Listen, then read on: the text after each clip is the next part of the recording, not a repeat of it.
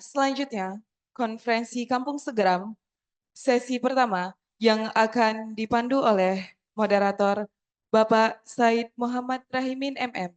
Kepada Bapak disilakan.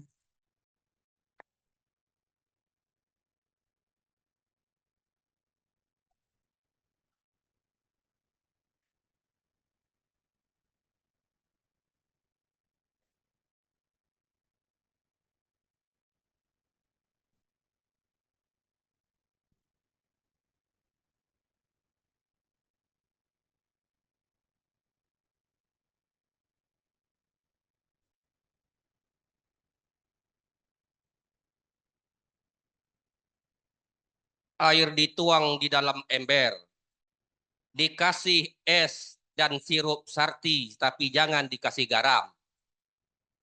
Selamat datang para narasumber di acara konferensi Kampung Segeram.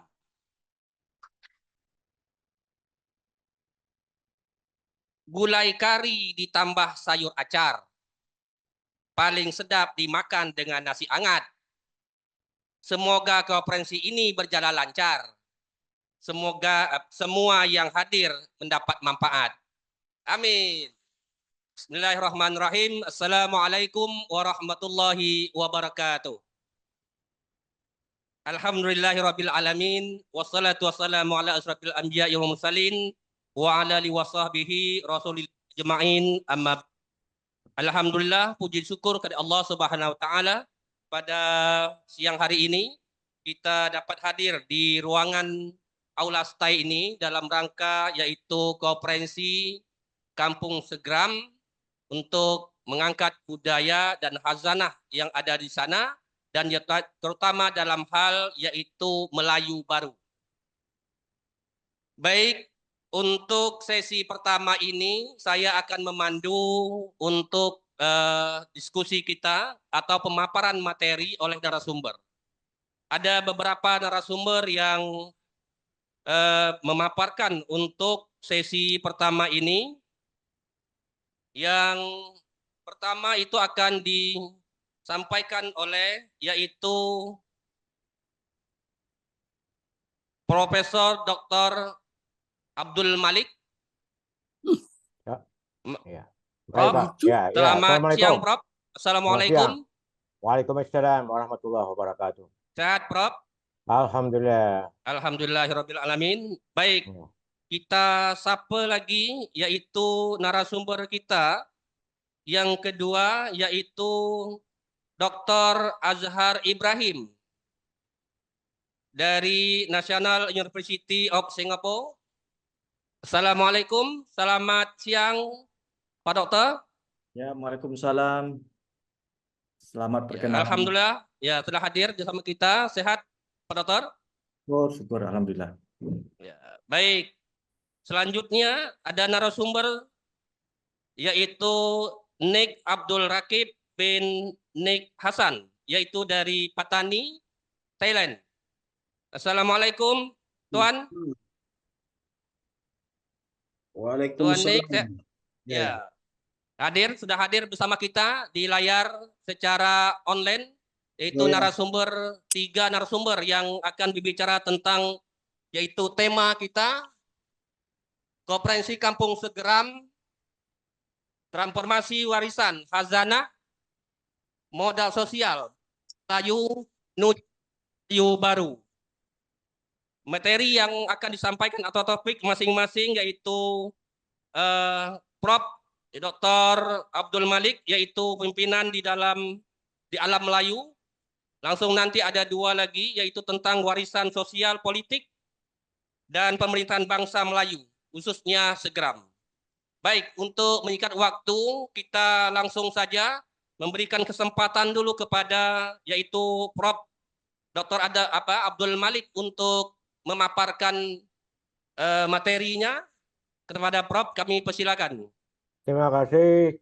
Assalamualaikum warahmatullahi wabarakatuh. Alhamdulillah wa syukurillah wala haula wala quwwata illa billah.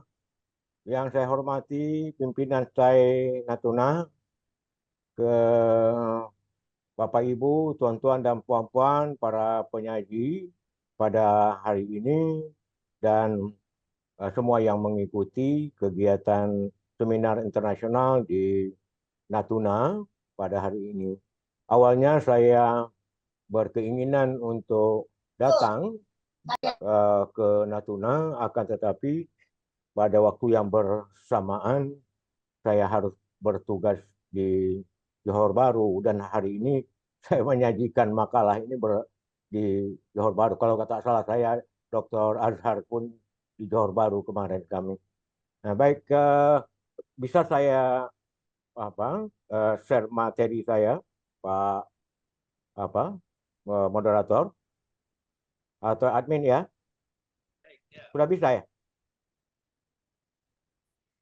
Ada Sudah bisa, materinya, Pak? Kedengaran? Suara saya kedengaran? Dengar. Dan Ya, Prof. ya, bisa saya Ya. apakan materi, share materi. Sudah bisa? Ya, belum. Saya yang share. Saya minta tolong saya yang Ya, share. belum tampil materinya. Ya.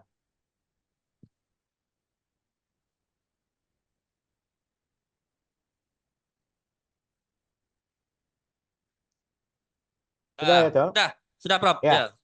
Silakan. Alhamdulillah saya siapkan materinya, itu ada pemerintahan dan kepemimpinan warisan peradaban Melayu. Dengan tak hanya memperhatikan tegram yang sudah disampaikan tadi secara panjang lebar,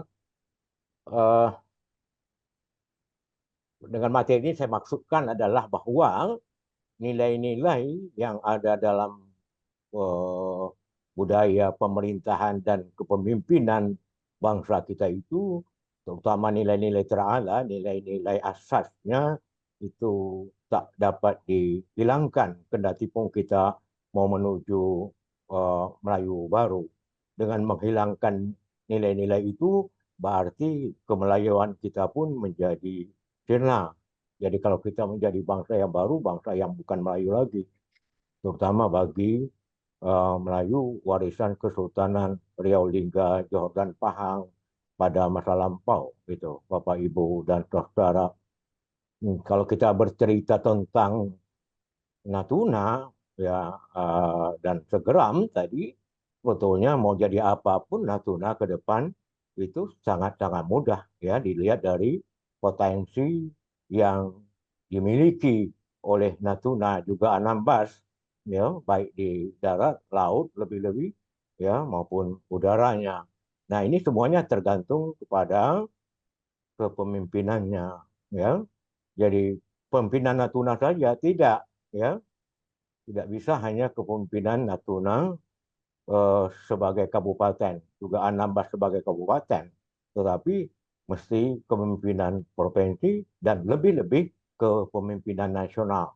Dalam konteks itu, saya berasumsi bahwa Natuna dan juga Anambas itu bisa menjadi ya, negeri yang termaju di Asia jika segala potensi yang dimiliki kedua daerah ini betul-betul dapat dinikmati oleh kedua daerah itu secara berkeadilan.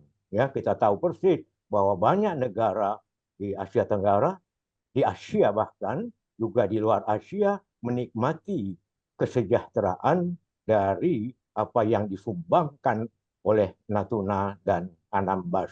Maka itu saya menganggap penting masalah pemerintahan dan kepemimpinan ini disajikan dalam seminar ini. Tanpa ini, apapun yang kita bicarakan tidak akan bisa kita lakukan, ibu-ibu dan bapak-bapak. Rujukan saya adalah pertama Sulalatus Salatin, ya, tulisan Tun Sri Lanang, kemudian Syair Abdul Muluk, Raja Ali Haji, Muridam 12 Raja Ali Haji, Mukadimah Pinti dan Raja Ali Haji, Samarat Al-Muhimah Raja Ali Haji, dan terakhir Tuhfa An-Nafis Raja Ali Haji. Semuanya adalah rujukan kitab-kitab Melayu yang terpercaya. Bapak Ibu, ketika kita membahas persoalan kepemimpinan dan pemerintahan, maka orang Melayu harus pertama-tama ya, sebelum membuka buku barat dan lain-lain, bacalah Sumpah Setia Melayu di dalam Sulalatus Salatin ya, atau di dalam Tuhfat Al-Nafis. Sumpahnya panjang, waktu kita sedikit, maka itu saya singkatkan saja pada bagian akhirnya. Ya, maka titah Sri Tribuana, baiklah kabulah hamba akan wa'ad itu. Maka keduanya pun bersumpah-sumpahlah. Barang siapa mengubahkan perjanjian itu, dibalikkan Allah Subhanahu wa Ta'ala, bumbungan rumahnya ke bawah, kaki tiangnya ke atas. Itu adalah sumpah dari Sangsa Purba atau Sri Tribuana dan Datuk Demang Lebar Daun. Datuk Demang Lebar Daun mewakili rakyat, sedangkan Sangsa Purba atau Sri Tribuana adalah mewakili penguasa, pemimpin pada waktu itu. Mestinya pemimpin juga pada waktu sekarang. Jika siapapun mengubahnya, ingatlah akan dibalikkan oleh Allah Subhanahu wa Ta'ala. Itu sumpah Melayu, tak boleh diingkari. Dengan bahasa kita sekarang, artinya apa? Bahwa rakyat atau bawahan tak boleh mendurhaka kepada raja atau pemimpin. Tak boleh rakyat Natuna atau rakyat manapun mendurhaka kepada bupatinya, kepada gubernurnya, kepada presidennya. Akan tetapi pemimpin atau raja pun tak boleh mempermalukan rakyat. Ketika rakyat terlunta-lunta, itu berarti pemimpinnya mempermalukan rakyat. Ketika rakyatnya hidup miskin, berarti pemimpinnya mempermalukan rakyatnya. Itu sudah melanggar sumpah setia Melayu. Dan ingatlah, padahnya amat besar. Itu. Raja Ali Haji dalam Tuhfat Al-Nafis mengingatkan, ya, mengapa Singapura dilanggar Todak? Karena sumpah itu dilanggar. Jadi Todak itu bukan melanggar sembarangan, kata Raja Ali Haji. Sumpah itu dilanggar oleh pemimpin waktu itu. Melaka ditaklukkan Portugis. Kala pertama Portugis menyerang Melaka 1509, tak dapat Portugis itu melanggar Melaka karena dihadang oleh Hang Tuah. Tetapi 1511 Melaka pun roboh. Mengapa? Itu lagi pemimpin melanggar sumpahnya. Lalu datanglah para putra perkasa ke Pulau Riau, ya, yang namanya dulu mungkin Kerajaan Bintan, ya, Kerajaan Melaka dan sebagainya, yang menggemparkan, ya, yaitu Hang Jebat misalnya. Jadi kalau tadi Datuk Umar Natuna mengatakan jangan merajuk, ya, tetapi mengamuk, lebih baik mengamuk daripada merajuk, Hang Jebat itu mengaruk, tuan-tuan dan puan-puan. Aruknya artinya apa? Rajanya saja yang dipermalukannya. Dia tidak sampai kepada apa yang dilakukan oleh Megat Sri Rama atau Laksmana Bentan, ya, yang langsung mengamuk, yaitu membunuh. Sehingga terjadilah tragedi yang sangat memilukan. Sultan Mahmud mangkat di Julang 1699 di Kota Tinggi Johor. Semuanya karena sumpah itu dilanggar. Nah, itu semua dari apa yang saya ilustrasikan sedikit saja itu menggambarkan bahwa sumpah setia Melayu itu tak boleh dilanggar. Nah, untuk sekarang kita tinggal melihat saja, ya, karena tak mungkin kita menyebutkan semuanya itu. Apa tujuan bernegeri dan bernegara di dalam peradaban Melayu atau dalam tamadun Melayu ini, tuan-tuan dan puan-puan? Pertama adalah memelihara segala hamba Tuhan, ya, dan seluruh rakyat. Jangankan manusia, seluruh hamba Tuhan itu dipelihara, termasuklah penyu di laut itu maksudnya. Ya. Pertimbangan kesalahan dan kebenaran harus merujuk kepada hukum atau peraturan yang berlaku, terutama hukum Allah. Jangan dihukum-hukum saja. Orang membela kampung halamannya dihukum. Tak boleh itu, bahaya nanti. Ya. Jika tugas itu dapat dijalankan dengan baik oleh pemimpin, dia akan mendapat manfaat. Di mana? Di dunia dan akhirat. Pemimpin yang ideal itu harus mampu menampilkan kinerja kepemimpinan yang unggul, baik dan berkualitas yang dapat dipertanggungjawabkan di dunia dan dipertanggungjawabkan di akhirat di hadapan Allah Subhanahu wa Ta'ala. Karena apa? Karena orang Melayu percaya hidup ini tak hanya di dunia, tetapi lebih-lebih di akhirat nanti. Maka itu di dalam Gurindam 12 Raja Ali Haji mengingatkan, hendaklah berjasa kepada yang sebangsa. hendak jadi kepala, buang perangai yang cela. Bukan pada cakap saja, tapi betul-betul diimplementasikan dalam perbuatan. Etika pembangunan di dalam tamadun atau peradaban Melayu. Pembangunan tak boleh mendatangkan mudarat bagi jiwa dan raga manusia. Karena mau membangun misalnya rakyat dibunuh. Karena mau membangun misalnya rakyat diancam. Itu tidak boleh. Bahaya nanti. Kalau kita percaya kepada sumpah setia Melayu. Orang Melayu sajakah yang kena? Tidak. Percayalah itu. Ya, sudah banyak terjadi. Pembangunan tak boleh mengorbankan harta benda rakyat. Tak ada alasan yang masuk akal. Tak ada alasan yang sabit di akal bahwa demi pembangunan tanah atau lahan rakyat misalnya boleh diambil sesuka hati. Itu tidak boleh. Pembangunan tak boleh mempermalukan rakyat. Maksudnya jangan sampai terjadi demi pembangunan rakyat dipaksa keluar dari kampung halaman mereka. Apa alasannya? Orang sudah tinggal turun-temurun di situ. Ya, lalu karena ada pembangunan investasi lah, konon investasi asing lagi namanya, maka rakyatnya harus keluar dari kampung halamannya. Dasarnya apa? Mau apa? Rujukan etikanya di mana itu? Itu namanya penguasa yang kejam.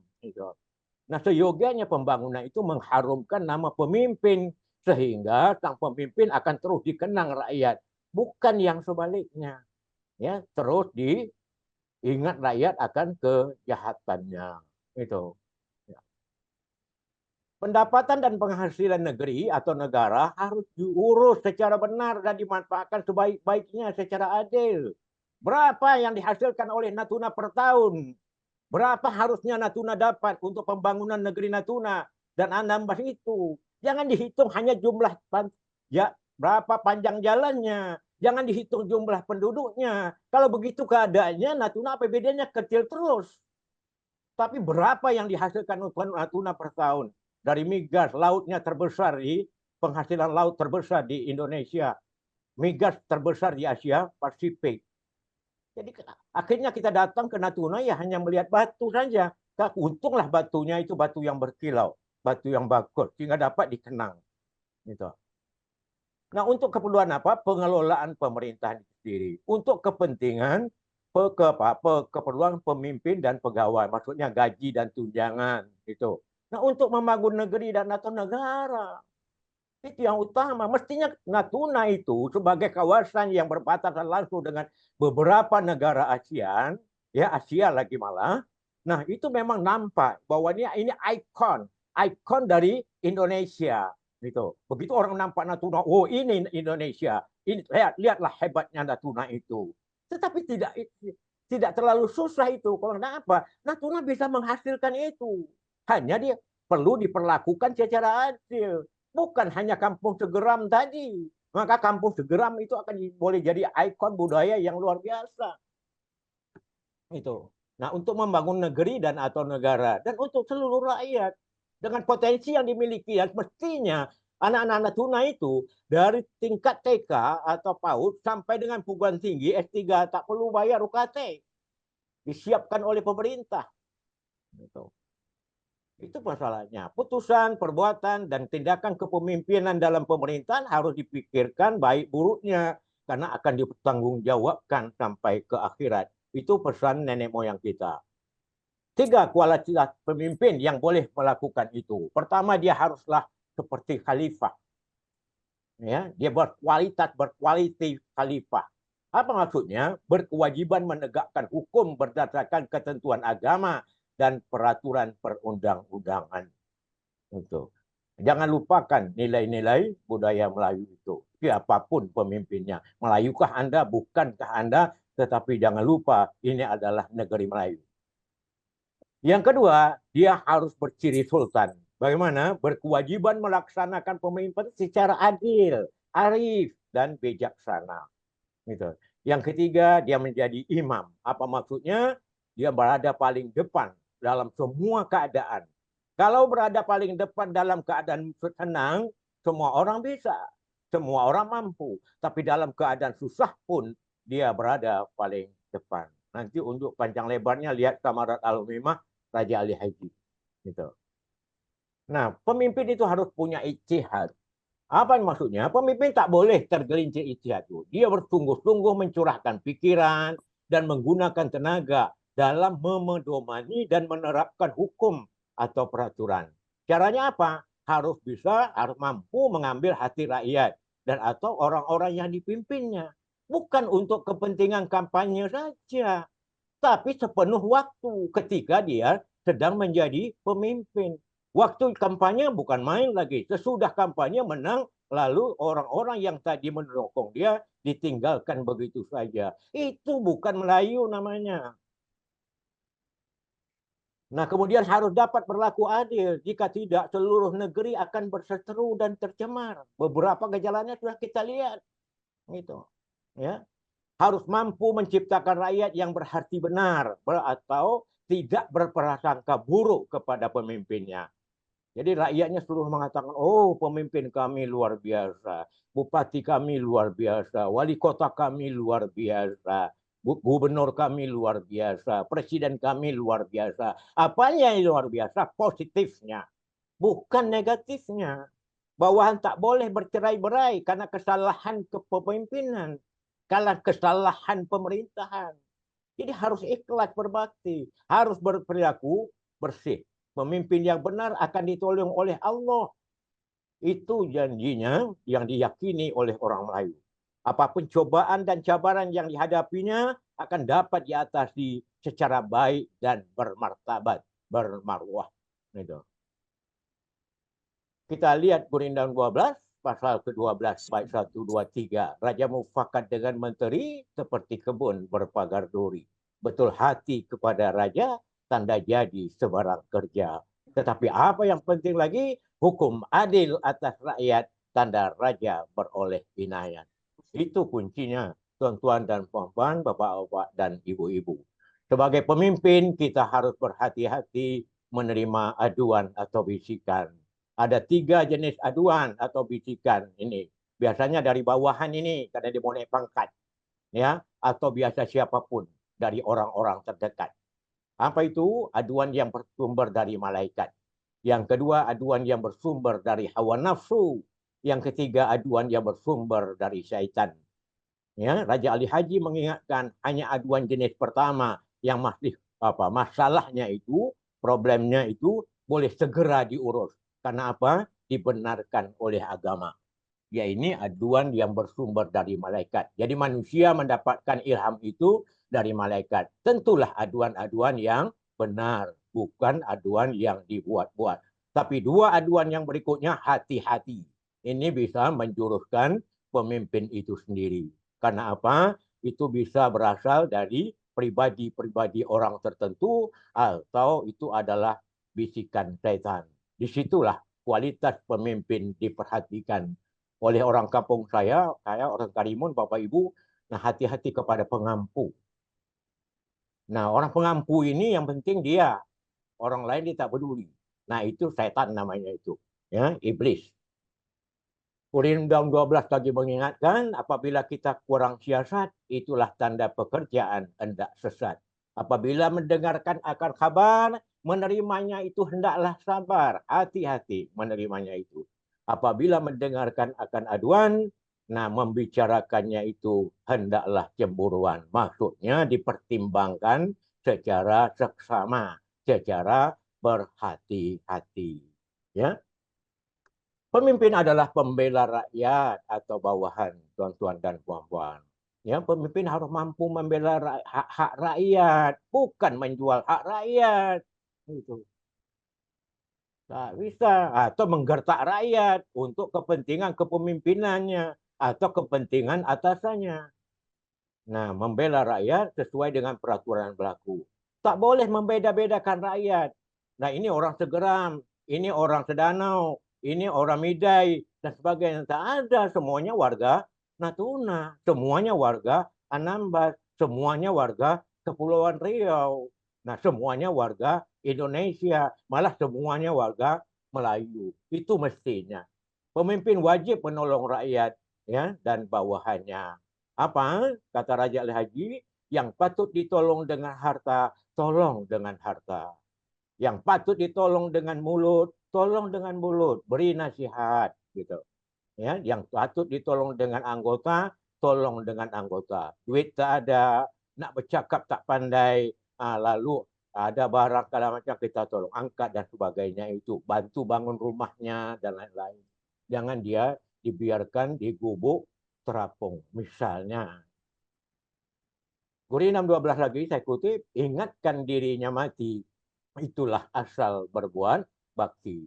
Akhirat itu terlalu nyata kepada hati yang tidak buta. Dalam Samarat Al-Muhimmah, Raja Al-Haji mengingatkan kehidupan rakyat janganlah lupa, fakir miskin, hina dan papa. Jangan sekali tuan dan alpa, akhirnya bala datang menerpa. Saya sudah mulai tadi dengan Singapura dilanggar Toda, Sultan Mahmud mangkat di Julang, ya, Sultan Melaka di Aruk Hang Tua, Ang Jebat maksudnya, dan lain-lain. Beberapa negeri terkena bala sebab perbuatan kepala-kepala. Karena perbuatan banyak yang celah, datanglah murka Allah Ta'ala. Waktu kami kecil-kecil itu dinyanyikan dengan lagu itu, lagu mengulik itu, oleh mak kami. Ya. Nah, ini adalah tunjuk ajar pemerintahan dan dalam kepemimpinan.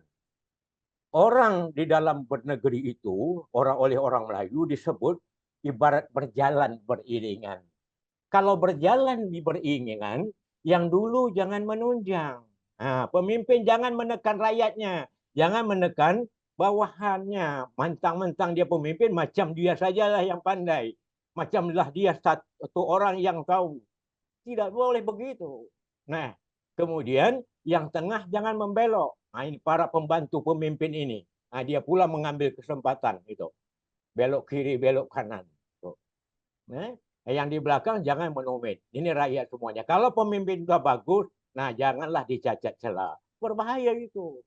Yang tua memberi nasihat. Jangan takut para orang tua. Beri saja nasihat. Siapapun dia. Bupatikah dia, ya, wali kotakah dia, gubernurkah dia, ya, kemudian presidenkah dia, atau perdana menterikah dia, beri nasihat karena kita tua, kita Melayu, kita selamatkan dia. Kalau dia tak mau terima ya sudah, apa boleh buat, gitu. Yang alim memberi amanat. Yang alim siapa? Orang yang berilmu, beri amanat itu. Jangan didiamkan. Kalau makin didiamkan, makin jadi nanti yang buruk. Yang salah kita semua. Yang berani memberi kuat. Jangan kuat sendiri. Ya.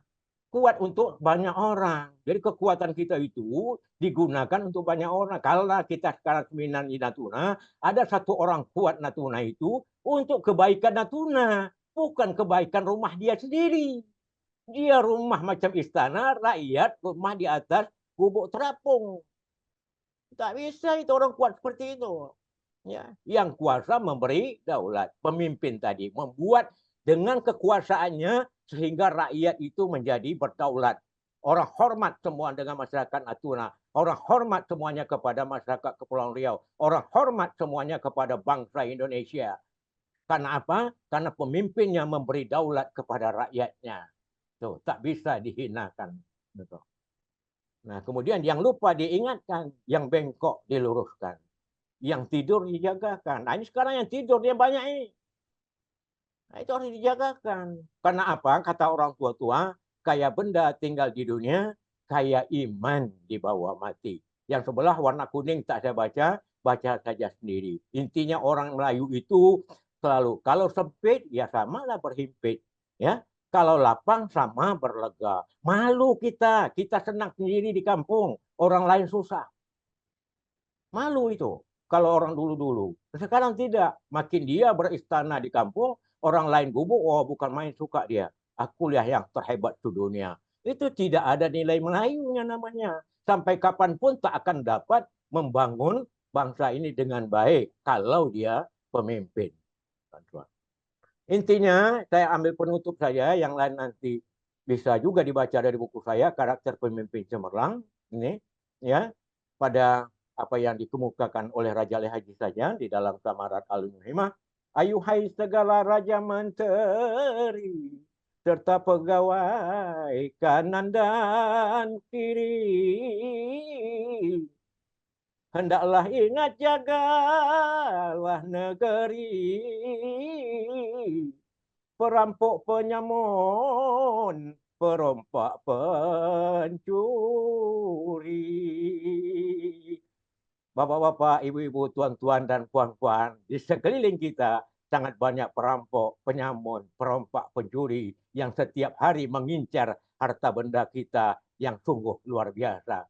Itulah yang harus kita jaga. Itulah tanggung jawab pemimpin. Jika itu dapat dilakukannya, insya Allah dia akan menjadi pemimpin yang akan dikenang sepanjang masa. Itu bukan kata kita, bukan kata saya, tetapi adalah kearifan Melayu, kata nenek moyang kita. Dan bangsa kita jadi maju pada masa lampau, ya, dikagumi orang dari barat maupun timur karena mereka memegang nilai-nilai terala, ya, nilai-nilai peradaban yang hebat seperti itu. Wabillahi taufik wal hidayah. Assalamualaikum warahmatullahi wabarakatuh. Waalaikumsalam. Waalaikumsalam warahmatullahi wabarakatuh. BA plus dulu untuk narasumber kita yaitu Prof. Abdul Malik. Selanjut ya kita rupanya ada satu lagi narasumber kita yaitu dari Brunei, ya, yaitu Prof. Dr. Haji Awang Asbol bin Haji Mail. Prof, sudah bersama kita? Ya. Baik, Prof. Ini jauh dari Brunei Darussalam.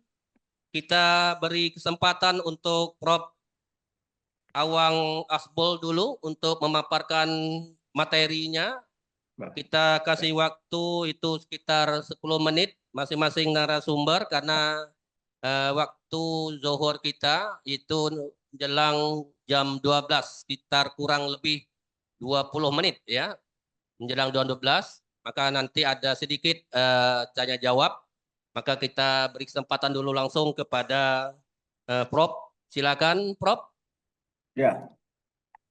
Sekejap.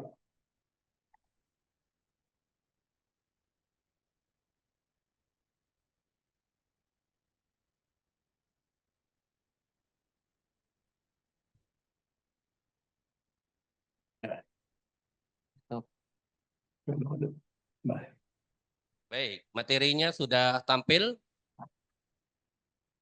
Oke. Assalamualaikum warahmatullahi wabarakatuh. Waalaikumsalam. Terlebih dulu saya mengambil kesempatan dalam masa yang saya rasa singkat untuk membacakan ketus kerja saya ini. Saya mengucapkan kepada pihak panitia kerana telah memberikan peluang kepada saya untuk menyampaikan satu ketus kerja pada konferensi ini. Jadi saya amat berbesar hatilah kerana diberikan kesempatan ini. Jadi tajuk pembincangan saya pada konferensi inilah ketukuhan dan pemikiran Datuk Dr. Siddiq Fadil tentang kedaulatan Raja-Raja Melayu.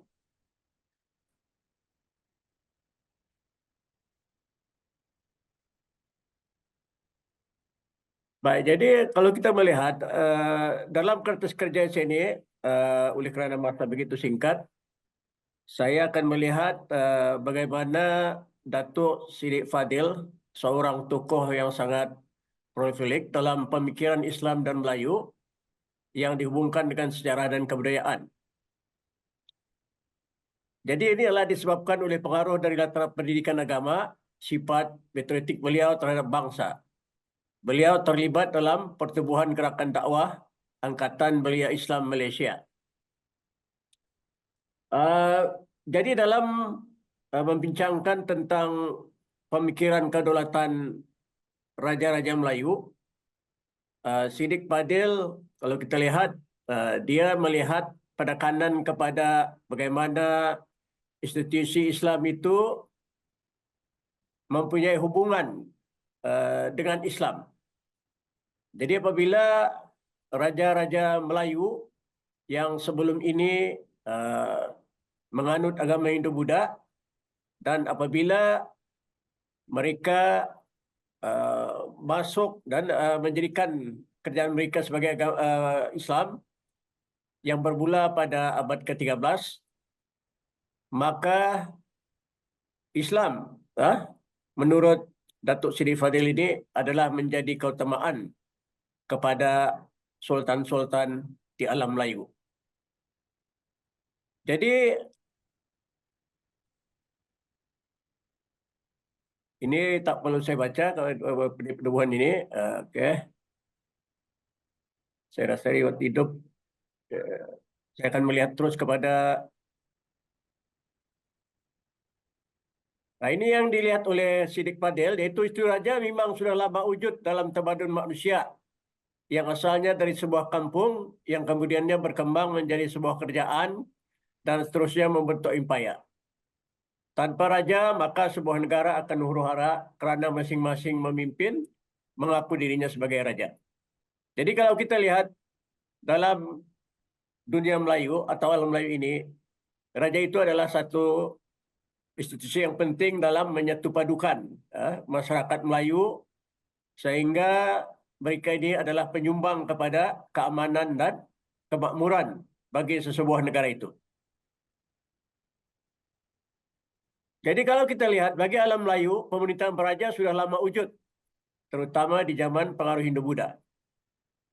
Raja-raja yang dilantik dipercayai berketurunan Dewa yang diwarisi daripada tradisi agama Hindu-Buddha. Jadi wujud pegangan konsep Dewa Raja bagi raja-raja Melayu pada ketika itu sebagai salah satu pengukuh kedaulatannya. Apabila agama Islam datang ke rantau ini, maka pengaruh Hindu-Buddha semakin luntur apabila agama Islam telah dianuti secara meluas oleh raja-raja dan rakyat di rantau ini. Jadi dalam hubungan ini, Siddiq Fadil melihat bahawa kedaulatan institusi beraja tidak lagi perlu dilihat dalam konteks konsep Dewa Raja, tetapi harus menjurus kepada ajaran Islam seperti mana dalam pandangan beliau. Sesungguhnya proses pengislaman telah memanusiakan raja dan menanggalkan sifat kedewaan serta menundukkan kepada undang-undang Al-Quran dan As-Sunnah. Raja-raja memakai jilullahi fil ard. Jadi inilah yang ditekankan oleh Datuk Siddiq Fadil yang mengatakan bahawa raja-raja Melayu apabila sudah menganut agama Islam, maka dengan sendirinya mereka ini adalah Khalifah Allah atau bayangan Allah di muka bumi yang menjadi wakil kepada Allah Subhanahu Wa Taala untuk memerintah supaya rakyat mendapat perlindungan, mendapat keadilan daripada raja-raja Melayu. Jadi apabila Islam telah dianuti oleh raja-raja Melayu, maka peranan mereka sebagai payung keadilan, sebagai tunggak daulatnya yang diamanahkan oleh Allah harus dipikul dengan baik. Lantaran itu, raja sering dipadankan dengan istilahan politik Islam, seperti khalifah, sultan, dan imam. Jadi apabila raja-raja Melayu meluk Islam, maka kerajaan-kerajaan Islam di alam Melayu telah tertubuh sebagaimana berlaku abad ke-14 dan ke-16 Masih. Dengan yang demikian, menyebarkan Islam telah menjadi tugas yang perlu dilaksanakan oleh raja-raja Melayu. Iaitu biasanya mereka akan menyebarkan Islam sama ada dalam bentuk penaklukan atau perkahwinan. Jadi saya hanya akan melihat contoh di sini iaitu yang berkait dengan negara Brunei Darussalam yang pada awalnya Islam telah dibawa kerajaan Brunei menjadi sebuah kesultanan Islam apabila awang Lapa Tatar memeluk agama Islam pada tahun 1368 Masih setelah berkahwin dengan Puteri Johor atau Singapura Tua. Baginda kemudian dikenali sebagai Sultan Muhammad Shah. Apabila baginda memeluk Islam, maka ramailah rakyat Brunei juga menganut. Jadi apabila baginda memeluk Islam, maka raja-raja Brunei atau Sultan Brunei selepas baginda sentiasa memperjuangkan dan menyebarluaskan agama Islam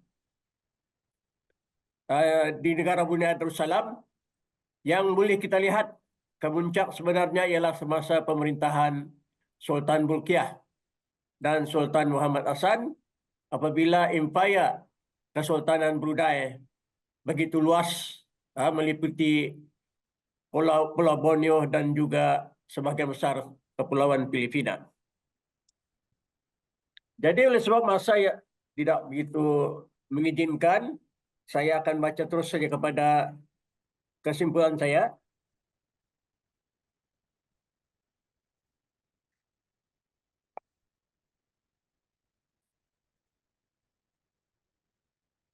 Yaitu apabila kita melihat ketukuhan dan pemikiran Datuk Dr. Siddiq Fadil, jelas terselah apabila penulisan beliau kebanyakannya menjurus kepada isu-isu Islam dan umat Melayu di alam Melayu. Dalam memperkatakan kedaulatan Raja-Raja Melayu di rantau ini, beliau dengan jelas menekankan, meskipun mereka dianggap sebagai khalifah Allah di muka bumi, namun dalam melaksanakan kedaulatan pemerintahan, keadilan dan ketidak berbuat zalim perlu diutamakan dan dijunjung. Ini memang sesuai dengan ajaran Islam yang suci. Raja-Raja Melayu yang melanggar ikrar untuk berlaku adil semasa majlis pertebalan dan kebiasaannya akan berhadapan dengan tantangan dan kritikan rakyat. Hal ini jelas terbukti dalam sejarah raja-raja di rantau ini sebagaimana yang berlaku ke atas kerajaan Brunei dan Melaka. Malahan pengganti sistem pemerintahan beraja dalam sistem demokrasi juga akan berhadapan dengan kebangkitan rakyat apabila pemimpinnya tidak bersifat adil. Menurut Datuk Siddiq Fadil lagi, raja-raja yang berjaya menjana keadilan dalam kedaulatan pemerintahan akan mampu menciptakan keamanan, keadilan sehingga negara boleh mencapai kegemilangan. Hal ini sudah terbukti dalam catatan sejarah apabila Brunei, Melaka, Aceh, Patani dan Mataram berjaya mencapai kemuncak keagungan setelah raja-raja menjunjung keadilan. Oleh itu, pemikiran Datuk Siddiq Fadil tentang kedaulatan raja-raja Melayu tidak boleh dipisahkan dengan pemerintahan yang adil yang dicalak oleh ajaran Islam itu sendiri. Ianya penting kerana raja-raja adalah tanpa rakyat dan penduduk untuk berlindung dan mendapat keharmonian. Raja yang adil sudah pasti dirahmati oleh Allah dunia dan akhirat. Apa yang jelas pemikiran Datuk Dr. Siddiq Fadil tentang kedaulatan raja-raja Melayu ini tidak hanya terpakai terhadap raja-raja di zaman tradisional, bahkan masih laku dan akan terus berlaku hingga kini, bukan saja terhadap kepimpinan raja itu sendiri, tetapi juga pengganti-pengganti kuasa raja dalam bentuk pemerintahan demokrasi yang disadur dari barat itu. Sekian, wabillahi taufik wal hidayah. Assalamualaikum warahmatullahi wabarakatuh. Waalaikumsalam warahmatullahi wabarakatuh. Beliau approve dulu untuk Datuk kita. Terima kasih dan Prof. Haji Awang Asbol yang telah memaparkan materinya. Untuk menyingkat waktu kita langsung saja. Mohon maaf Dr. Ibrahim Izahar Ibrahim, kita beri dulu untuk orang kita iaitu Datuk Nik Abdul Rakib bin Nik Hasan dari Patani. Kami persilakan. Sila kepada Datuk Nik Abdul Rakib.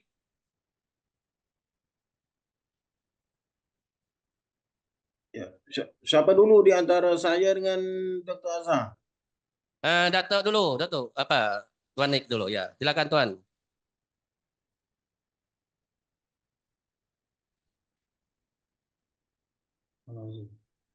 Mana keluar?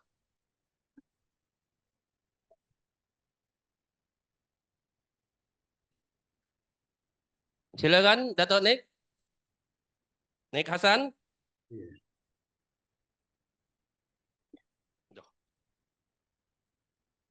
Oke, Assalamualaikum warahmatullahi wabarakatuh. Waalaikumsalam warahmatullahi wabarakatuh.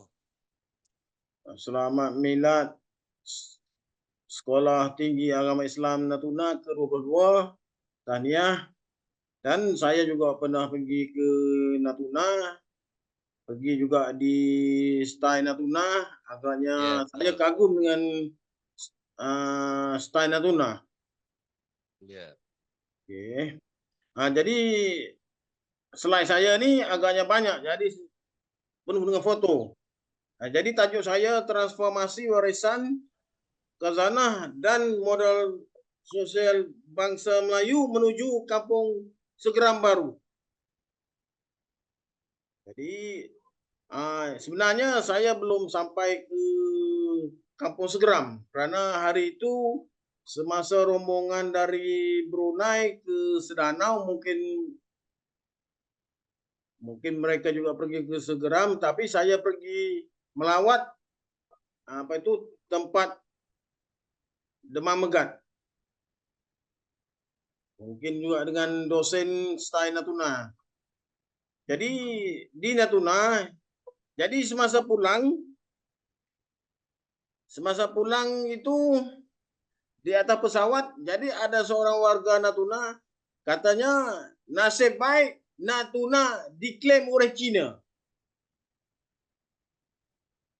Jika tidak diklaim oleh China, Tionghoa, Tiongkok, mungkin Natuna itu masih tertinggal lagi. Dengan diklaim oleh China, Jakarta mulai pedulilah Natuna. Itu betul atau tidak saya tak tahu. Itu pendapat seorang warga Natuna. Jadi mungkin itu maksudnya sedihnya dalam hati mereka karena Jakarta itu tak peduli Natuna. Walaupun Natuna itu banyak dengan migas. Ini saya juga, itu cantik sekali, STAI Natuna. Saya pernah buat MOU dengan Pak Omar pada beberapa tahun lalu, mungkin dosen Natuna, STAI Natuna juga yang saya kenali, selamat bergabung lah. Oke, ini di Demam Megat dengan seorang dosen STAI Natuna. Saya tak pasti dengan Pak Said ataupun dengan siapa. Apa nih? Jadi yang baju biru itu penjaga tempat Demam Megat. Jadi tak berapa hari lalu Datuk Muhammad Yusuf, mantan Museum Terengganu, datang ke Natuna. Jadi saya chatting dengan mereka, jadi tanya kabar. Jadi jawabannya, sekarang saya berada di Pulau Natuna, Indonesia. Saya pun, apa tuh? Jawabnya hubungan Terengganu dengan Natuna. Saya pun jawab ya. Balasannya lagi, orang keturunan petani banyak di sini, maksudnya di Natuna. Jadi Natuna ini ekonomi Kabupaten Natuna, pertanian, industri pengolahan dan jasa. Ini kampung Segeram. Ini mungkin daripada STAI Natuna lah pergi ke kampung Segeram. Ini juga dari Batam News, kampung Segeram, pusaka Natuna yang nyaris terlupakan.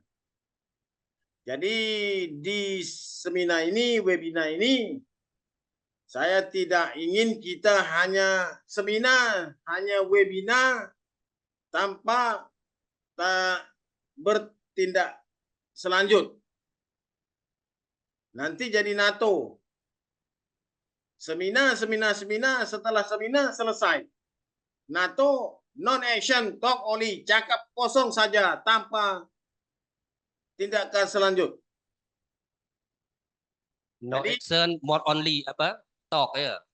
Ya. Non only NATO. Non action, talk only, cakap kosong saja tanpa tindakan selanjut. Dengan itu saya agar STAI Natuna bertindak selanjut selepas seminar webinar ini. Ini Kampung Segeram. Jadi di Kampung Segeram ini sangat menarik. tadi pun ada keturunan dari apa itu Said yang Al-Qadri. Sebenarnya keturunan Said ini dari Al-Qadri. Jadi kita bisa menjaringkan keturunan Said dari Malaysia, dari selatan Thailand untuk bagaimana untuk membangunkan Kampung Segeram. Saya sendiri agaknya istimewa, agaknya unik, yaitu kelahiran petani Thailand dari keturunan petani Kelantan Malaysia dan juga sebelah ibu nenek dari keturunan Said Ismail Terengganu. Jadi kajian saya juga peranan Said di petani selatan Thailand, karena di selatan Thailand banyak keturunan Said yang berpolitik, berbisnis. Nah, ini Kampung Segeram lokasinya tak payah bincang. Jadi ini dalam koran, itu 7 makam kuno ditemu di Kampung Segeram. Kata Said yang tadi dari Pontianak itu katanya itu masih lebih dari 7, berapa belas saja. Juga Kesultanan Pontianak juga saya pernah menghadap kepada Sultan Syarif Abu Bakar Al-Qadri. Ini makam di Kampung Segeram. Ini juga Kampung Segeram. Ini program satunya saya lihat di Kampung Segeram ada program Bakti Nusantara Kampung Segeram. Sepatutnya terbuka kepada semua Melayu serantau, maksudnya Melayu Malaysia, Melayu di selatan Thailand ataupun Melayu Brunei supaya menggabungkan tenaga ke Kampung Segeram. Dan bukan hanya di Kampung Segeram, kampung lain-lain di Natuna juga perlu untuk bersilaturahim di antara Melayu serantau. Nah, satu lagi mesti ada kampung angkat, Kampung Segeram. Jadi mengambilkan Kampung Segeram sebagai kampung angkat kepada badan-badan NGO, khususnya di Malaysia lah, karena ekonominya teguh, kukuh. Jadi terbuka kepada badan serantau. Nah, ini mimpi saya, mimpi saja. Mungkin saya harap mimpi-mimpi saya ini akan dikejut oleh peserta seminar ini. Mimpi-mimpi saja yang pertama ialah Kampung Segeram perlu ada homestay. Homestay seperti contoh di Thailand. Ini menubuh Kampung Segeram homestay dengan rumah penduduk sebagai tempat homestay. Ataupun yang tidak kurang selesai, membina rumah penginapan secara sederhana. Atap nipah, apapun saja, pun dengan bambu pun apa saja. Mungkin bisa bikin homestay. Ini contoh di Thailand. Ini contoh di Thailand. Ini di Thailand, di utara Thailand. Ini di sawah. Ini biasa saja. Ini biasa saja. Ini satu lagi. Kalau begini, saya rasa orang kampung. Kalau begini, saya rasa orang Kampung Segeram ataupun Natuna juga bisa buat. Homestay per malam 300.000 rupiah per malam. Itu lumayan juga. Yang warna putih itu YouTuber. Ini tak jauh dari rumah saya. Ini homestay. Di tak jauh dalam 5-6 km dari rumah saya, di tepi pantai juga macam ini. Jadi kalau orang Kampung Segeram tak bisa buat macam ini, tubuh saja koperasi homestay. Jadi kampung-kampung daripada satu keluarga bergabung jadi milik penduduk Kampung Segeram. Jadi lebih lebih berkuasa untuk membina rumah, walaupun tak tak seindah macam ini lah. Rumah kampung biasa pun saya rasa bisa. Itu mimpi yang kedua. Itu tadi saya mimpi saja. Mimpi yang kedua, mesti menubuh amanah ikhtiar Kampung Segeram. Contoh di Malaysia, ada amanah ikhtiar Malaysia. Dapat membasmikan kemiskinan rakyat Malaysia, khususnya rakyat Marhen. Dengan itu, mesti logo ini style Natuna.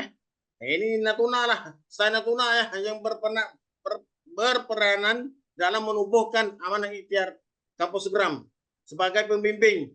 Amanah ikhtiar Kampung Segeram, kita mesti pergi lihat bagaimana amanah ikhtiar Malaysia membasmikan kemiskinan.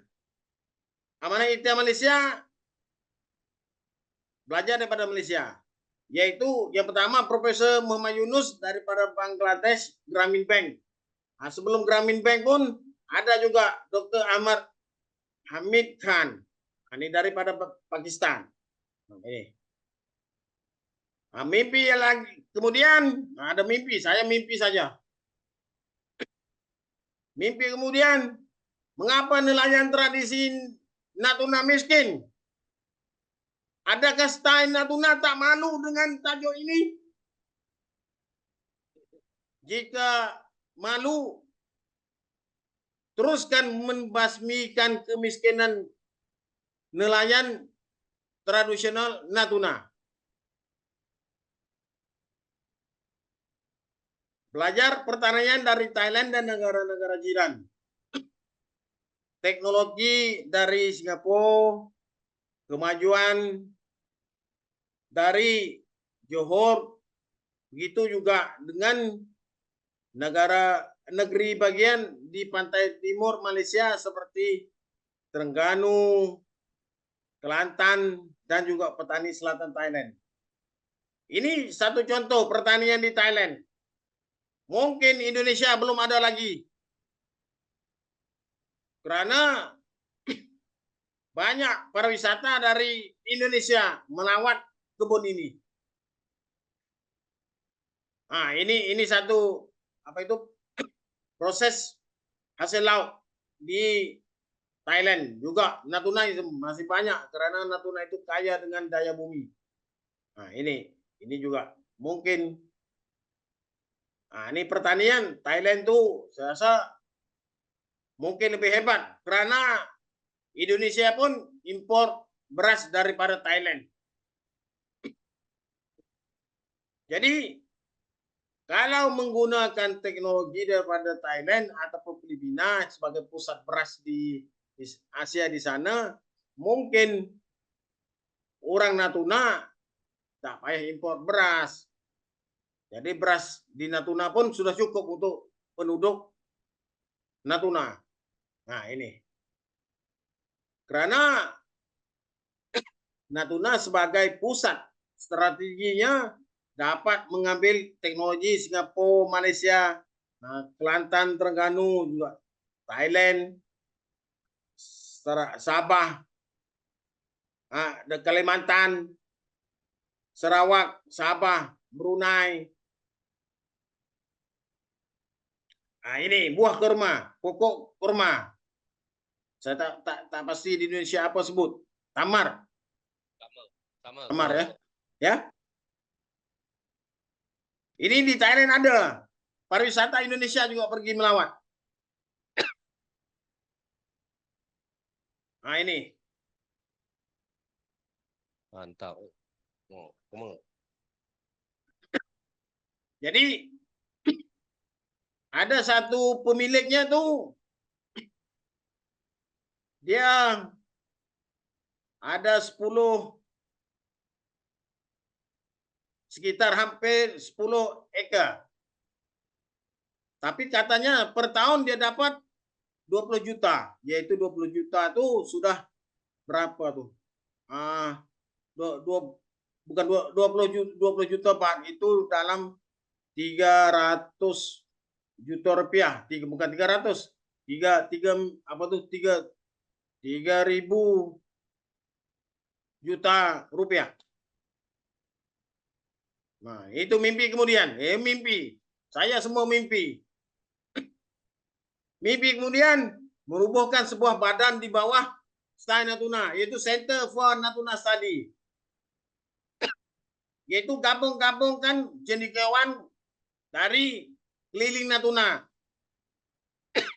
Seperti Dr. Azhar Ibrahim pun mungkin sanggup jadi anggota center ini. Dr. Hasbul juga sedia. Prof. Dr. Malik pun juga mungkin. Jadi buat kajian. Jadi think tank untuk bagaimana ingin membangunkan Natuna. Nah, karena Natuna itu strategik sekali tempatnya, dikelilingi oleh negara-negara, beberapa negara.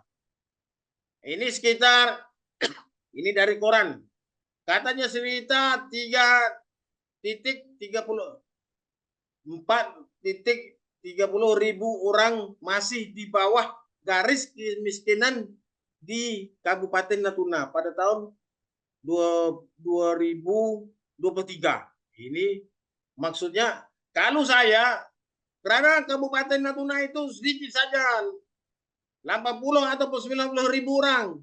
Lebih-lebih lagi, negara Tiongkok mengklaim sebagai bagian dari negara mereka. Dengan itu, pembangunan mesti ada. Mesti membasmikan kemiskinan ini.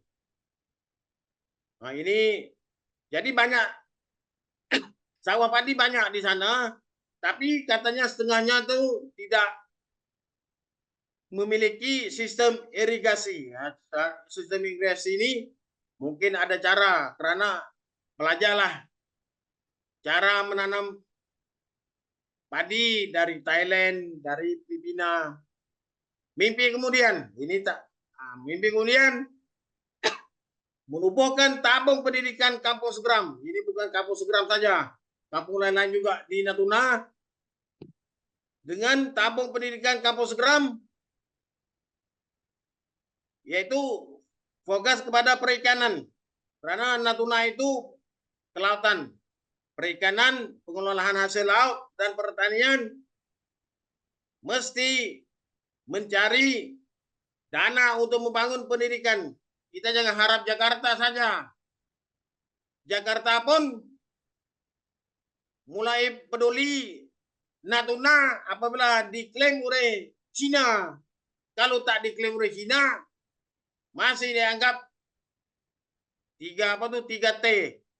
Terkeluar, terdepan, mencari beasiswa dari negara-negara ASEAN.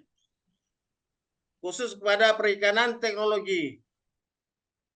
Mencari beasiswa dari negara OIC untuk orang kampus Gram. Mungkin saya tak pasti.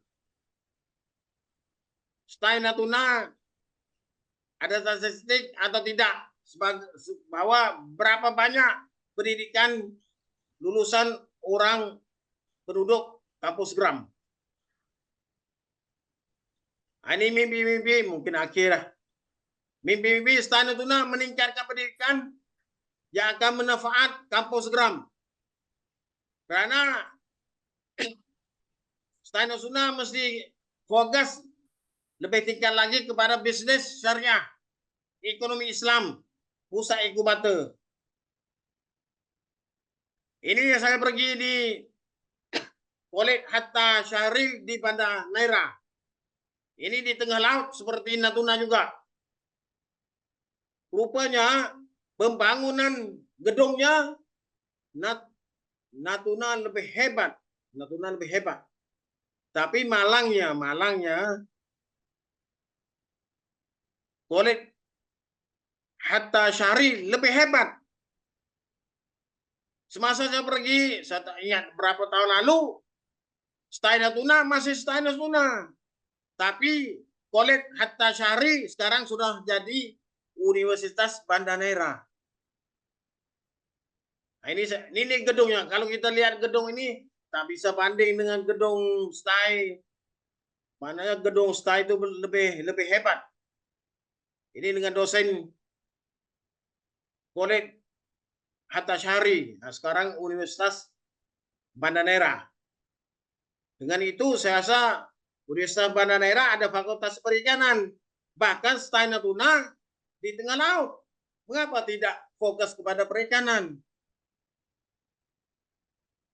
Dengan itu mesti fokus kepada perikanan, pengolahan hasil laut dan juga lain-lain. Nah itu. Yang akhir sekali, ingat, warga STA Natuna, warga Kampung Segeram, dan juga warga Natuna. Harap-harap pihak di Pulau Natuna tidak membiarkan saya mimpi kosong saja. Saya harap, Insyaallah. ya, terima kasih. Baik. Cukup, Datuk? Ya. Cukup ya? Cukup. Baik. Terima kasih kepada yaitu narasumber kita, yaitu Datuk Nik Hasan, Atau ada Datuk? Nik Rakib. Ya. Baik, untuk minta waktu, ini karena waktu sudah masuk azan, kita langsung beri kesempatan dulu ke narasumber terakhir kita, yaitu Dr. Azhar Ibrahim. Pada Dr. Azhar Ibrahim, kami persilakan dengan segala hormat. Halo, Dr. Azhar Ibrahim, Dengar tak? hadir? Ya, hadir di Baik. sini. Baik. Dipersilakan. Baik, terima kasih saudara pengerusi. Bismillahirrahmanirrahim. Assalamualaikum warahmatullahi wabarakatuh. Dan selamat tengah hari pada Puan Bupati, Datuk-Datuk, Profesor, tuan-tuan, puan-puan dan siswa-siswi di Natuna sana. Saya berhalangan tidak dapat sampai kerana saya baru pulang dari Brunei dan terus sekarang di Johor Bahru kerana ada acara di sini. Baik, ya. Baik. Yang mahu saya berbagi, ni slide-nya agak panjang namun kerana hema waktu 10 minit, saya akan cuba memberi saringan dari apa bacaan saya tentang persoalan ini. Saya temakan sebagai dari Jalan Baharu ke Melayu Baru. Perkataan Jalan Baharu ni adalah nama yang disebut sebagai penempatan Melayu yang pernah ditulis dalam Hikayat Panglima Nikosah dari Sarawak, Kuching, ya, pada 1876. Jalan Baharu itu adalah penempatan di mana dicitrakan, diimejkan, diidamkan sebuah tempat yang penempatan baru yang ada keadilan, ada kesejahteraan, ada pembangunan. Ya. Jadi sebenarnya citra itu sudah diimpikan, ya, pada zaman sedemikian. Ya. Kemudian Melayu Baru tu kita tahulah falsafah antara tema utama dalam konferensi ini. Ya, terus saya masuk, ya, berkenaan dengan ini. Ya, ini yang saya sebut tadi. Saya baru dengar tentang teman-teman tentang Kampung Segeram. Banyak nanti yang boleh baca. Fokus perbincangan saya adalah tantangan masa kita ini boleh ditangani dengan beberapa pendekatan. Antara lainnya, sebagaimana konferensi ini adalah berkenaan dengan respon kultural, respon kebudayaan, adaptasi, respon ekonomi, respon politik dan sebagainya. Yang menjadi kepedulian saya adalah bahawa sumber budaya atau tradisi kita boleh menjadi penguatan masyarakat, ya, iaitu tradisi yang bersifat emansipatif, ya, boleh sama kita gemblengkan. Bahawa persoalan Melayu Baru ini adalah persoalan falsafah sosial sebenarnya. Dan dari kekuatan paradigma kebudayaan itulah yang nanti memungkinkan sebuah rekonstruksi masyarakat. Khasnya kalau di Natuna itu, ya, cultural resources itu boleh menjadi penguatan sosial dan penguatan membangun masyarakat Natuna di sana. Ya. Baik. Dan sebenarnya sebelum kita masuk ke persoalan ini, kita harus bicara sedikit tentang persoalan orientasi budaya yang sedia ada dalam masyarakat kita. Ya, apa dan ke mana sebenarnya kita bawa? Sebenarnya dalam khazanah kita itu terdapat orientasi yang bersifat kemanusiaan, orientasi yang bersifat kefeudalan, orientasi yang bersifat kebangsaan, dan ada orientasi yang bersifat kerakyatan. Persoalannya sekarang, mana orientasi yang mahu kita bangun dan kita dulukan. Jangan-jangan bila kita menyebut tentang kembali kepada tradisi dan budaya sebagai sumber kekuatan, kita salah pilih orientasi. Nah, itu akan menjadi masalah dan akan menghambat pembangunan ke depan. Ya. Dan kalau kita tahu sedikit berkenaan dengan kemanusiaan nilai itu, ya, terpancar dari 3 khazanah ini. Dari adat Melayu yang diperturunkan oleh nenek moyang kita lewat pepatah, petitir dan bidalan, adab Melayu yang diperturunkan secara tekstual dari tradisi Islam, ya, yang sesuai dengan kebudayaan Melayu, dan termasuk akal budi Melayu yang saya berikan takrifannya, ya, definisinya berkenaan teks-teks abad ke-19 waktu kita sedang bertembung dengan kolonialisme. Maka terjadi intelektual Melayu abad ke-19 seterusnya membangun suatu gagasan pemikiran yang baru, yakni saya sebut akal budi Melayu. Ya. Baik, kalau dipikirkan tentang Melayu baru yang mahu kita citrakan, sebenarnya dalam sejarah kita sudah ada beberapa tipe idealisme manusia yang sudah diajukan, ya, dari beberapa kelompok atau aliran ideologi. Pertama, kalau kita lihat teks-teks istana kita menyebut tentang hamba setiawan. Contoh dalam Hikayat Hang Tuah, ya. Ini jelas, ini adalah citra yang mahu diimpikan, diidamkan oleh feudalisme Melayu, hamba setiawan. Ini berbeza dengan teks Melayu yang sama tuanya, iaitu Tajus Salatin, menyebut tentang pentingnya, ya, dicipta orang budiman. Itu boleh kita sebut sebagai humanisme Melayu. Kemudian kita ada satu lagi dalam khazanah tradisi sufi kita, orang kamil. Orang kamil itu dari tradisi ini yang dia bangunkan khasnya oleh Hamzah Fansuri dan kemudiannya menceritakan jenis manusia yang diimpikan ini. Kemudian kalau kita lihat daripada bidalan adat nenek moyang kita, selalu yang mahu diimpikan itu adalah orang yang beradat. Nah, jadi kalau kita lihat, semua tipe idealisme manusia ini bersaing ataupun kadang bertindan. Nah, itu waktu kita bicara tentang Melayu baru yang kita bangunkan, mana idealisme manusia yang harus kita pikirkan itu. Ya, cuba kita lihat sedikit tentang adat Melayu, sesuatu yang abadi, sesuatu yang disepakati, sesuatu yang berganti. Ya, bidalan adat itu adalah collective wisdom. Nah, cuba kita perhatikan, ini sangat berbeza dengan tradisi feudal. Raja adil, raja disembah, raja zalim, raja sangga. Ungkapan seperti ini tidak pernah wujud dalam teks-teks feudal atau teks-teks istana. Ya. Kepimpinan itu disepakati, itu saling terikat. Adat yang diadatkan, iaitu bahagian kedua dalam khazanah adat kita. Ya. Adat yang abadi, adat yang sebenar adat yang diadatkan, dan adat yang teradat. Ya. Dalam persoalan bahagian kedua ni, adat yang diadakan, ya, persoalannya adalah musyawarah membawa marwah. Nah, ini sangat-sangat dipentingkan. Ya. Nah, kalau kita lihat pula meninjau adab Melayu, ya, ini daripada tradisi Islam, Tajus Salatin, Bustanus Salatin, termasuk Tamarat Al-Muhimah. Ya, ini sudah banyak disebut dan paling penting sekali, inti daripada adab Melayu ini adalah adil dan akal. Itu yang dicitrakan tu orang budiman. Orang budiman tu orang yang berakal dan berhemah. Kemudian yang ini, akal budi semenjak abad ke-19, terciptanya jalan baharu, konsep jalan baharu yang diutarakan oleh Encik Syawal dalam Hikayat Nakhoda Panglima Nikosa. Sebenarnya sisi-sisi ini sudah ada dalam pemikiran Munshi Abdullah, Tuan Simi, Muhammad Al-Misri, Munshi Ibrahim yang mahukan satu visi baru tentang komuniti negeri atau komuniti Melayu yang mahu dibangunkan, atau kita panggil pemukiman atau penempatan Melayu. Ya, ini berbeza dengan yang dicitrakan oleh istana.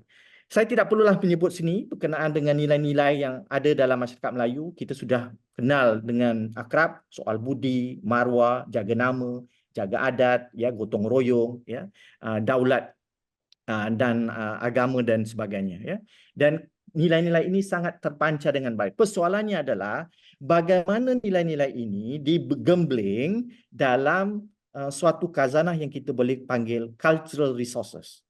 Jangan-jangan kita selalu menyebut tentang persoalan kebudayaan, tetapi kita meromantiskan bahawa yang dulu pernah terjadi, tetapi sudah sebenarnya tidak ada lagi.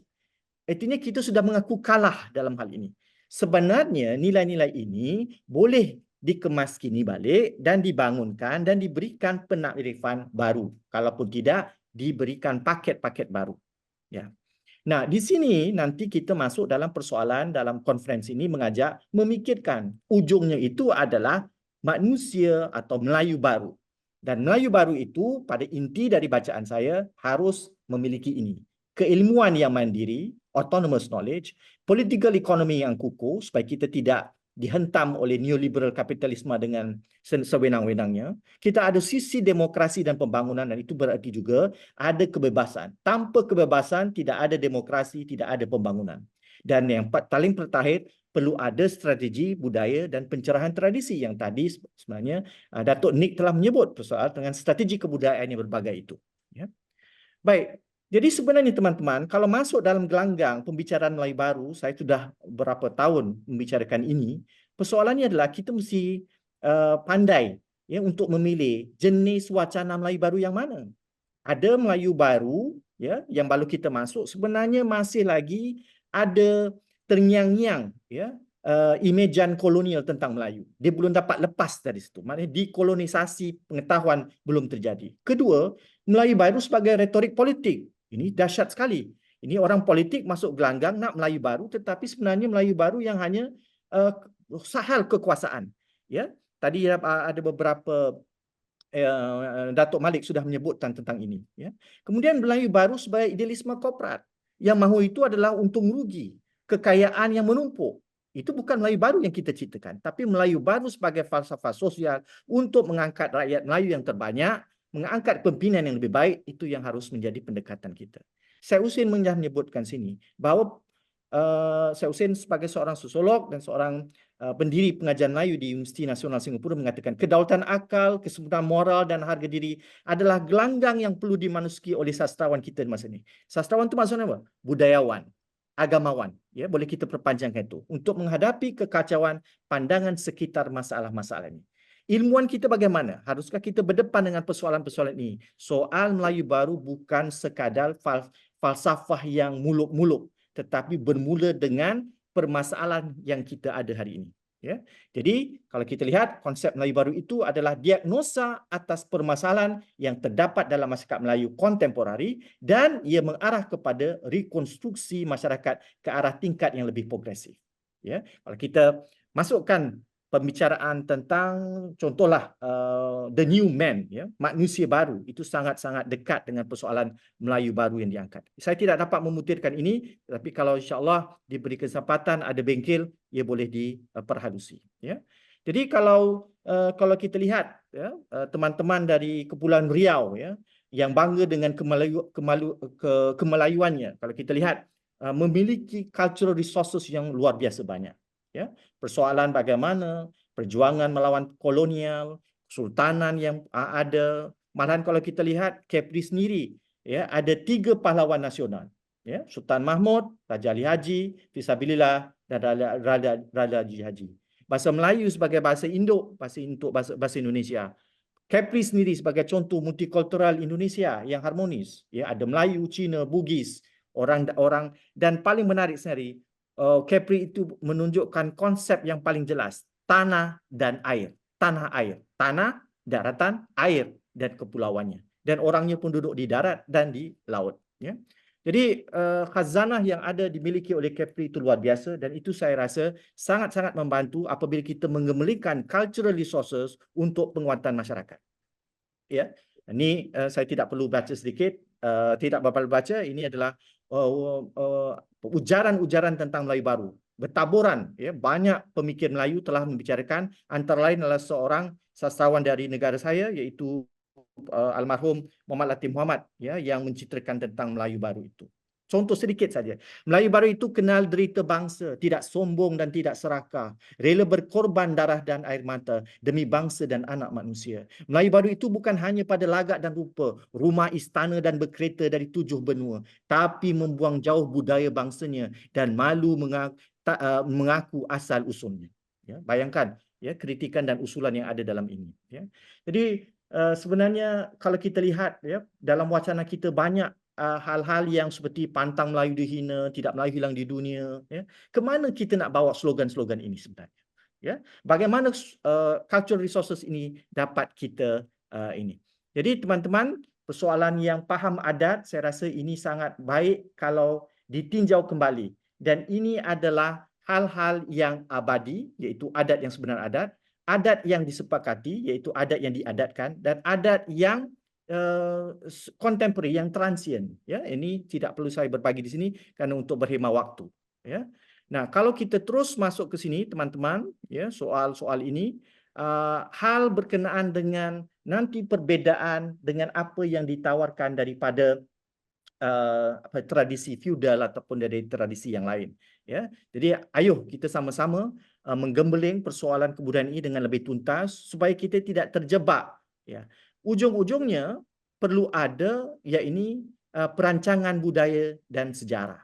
Dan ini sudah banyak diangkat oleh orang-orang ya dalam zaman era formasi, ya, antara lain orang Mutalubis, Kunto Wijoyo, ya, dan beberapa Mansur Fakih dan beberapa yang lain. Ya, kalau kita lihat sendiri beberapa tokoh-tokoh besar ya dari Riau ya sudah menulis. Saya sudah menjejaki beberapa intelektual intelijensia Kepri dan Riau ya yang telah banyak menulis tentang persoalan-persoalan kemasyarakatan ya, baik daripada teks-teks lama sampailah kepada teks-teks kontemporari khasnya yang diberikan oleh Tenas Effendi, dan kita lihat pemuka-pemuka dari tokoh-tokoh budaya Riau itu sangat berketerampilan untuk membicarakan hal-hal bukan saja soal kebudayaan tetapi soal bagaimana kita menggembeling persoalan kebudayaan untuk mengangkat sebuah rekonstruksi masyarakat yang lebih progresif.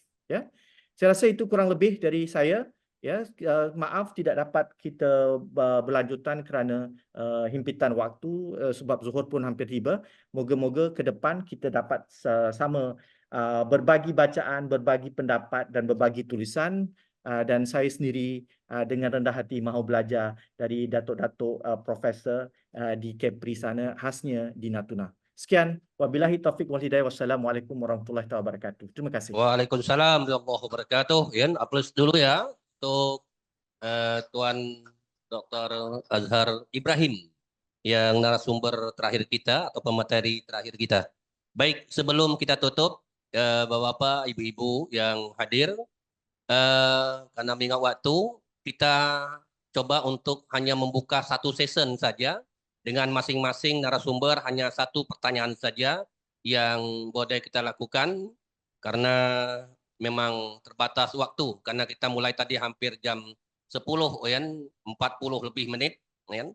Jadi memang ada waktu efektif sekitar 1 jam saja. Baik, kita langsung saja memberikan kesempatan jika ada dari para audiens untuk memberi tanggapan dari beberapa narasumber yang sudah menyampaikan materi kepada kita semua. Baik, silakan kepada Bapak-bapak, Ibu-ibu. Untuk yang ada yang bertanya, masing-masing narasumber hanya diberikan satu pertanyaan saja. Atau ada hal lain yang ingin disampaikan. Silakan.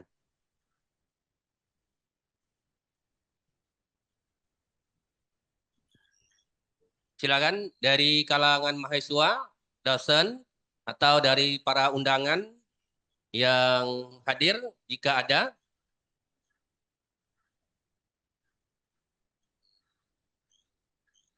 Kalau tidak ada pun tak ada masalah lah, gitu kan? Ya. Bukan dipaksa, gitu kan? Ya, ada. Dikasih mikrofonnya. Ya, jadi para narasumber ada pertanyaan langsung saja ke narasumber mana ya atau keseluruhan, silakan Pak Idris. Assalamualaikum warahmatullahi wabarakatuh. Waalaikumsalam warahmatullahi wabarakatuh. Yang saya hormati panitia penyelenggara Koperasi Kampung Segeram ini dan para narasumber semua. Sebelumnya perkenalkan, nama saya Idris dari Sekolah Imam Khatib yang dilaksanakan oleh STAI Natuna. Di sini saya ingin menyampaikan apresiasi yang setinggi-tingginya dari para narasumber dari beberapa bangsa yang ada di Republik ini, baik itu dari dalam negeri dan luar negeri. Yang ingin saya sampaikan di sini, Pak, ataupun narasumber tadi tertarik tentang Kampung Segeram, kita punya wacana itu seperti homestay. Jadi mungkin kami mengusulkan kepada narasumber semua yang berada di luar negeri, yang ranah Melayu, mungkin kalau bisa kita mencoba untuk membangkitkan Kampung Segeram ini, membuat homestay itu dengan ciri khas di negara-negara tetangga kita.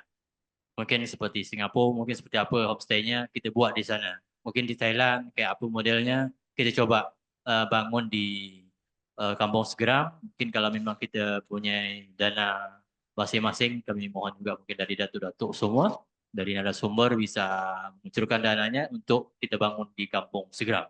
Mungkin itu yang bisa saya sampaikan. Lebih kurang saya mohon maaf dengan mengucapkan wabillahi taufiq wal hidayah. Wassalamualaikum warahmatullahi wabarakatuh.